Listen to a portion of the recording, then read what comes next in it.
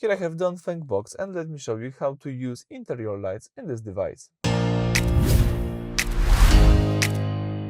So at the very beginning, let's use the car icon right here. This is the icon for the settings. So let me tap car icon. Here on the left part, you can switch between shortcut to light. Let me choose light, the second option from the left. And here you can switch between exterior lights to interior lights. Let's just tap it. As you can see here, you can control your ambient lighting. So you can keep the ambient lighting always on. You can turn it off, or you can use automatic enabling the ambient lighting. In my case, let me use on. I prefer to have this always enabled. You can choose the brightness of your ambient lighting, so you can decide from 10 to 100%. I think the most amazing one is on 100%.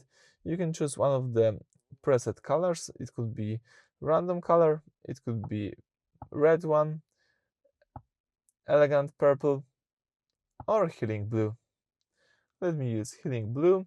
Or you can also choose your custom color. You can use this palette of colors. And here you can also enable some information about dome lights in car. You can use the automatic dome lights. I think it's really useful. So when you enter the car, interior overhead lights will automatically turn on. So I think it's recommended to have this feature enabled. And you can also use left and right dome lights synchronization.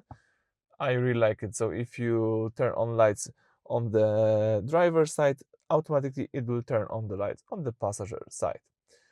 So that's it for this video. Thank you for watching. Please subscribe to our channel and leave thumbs up.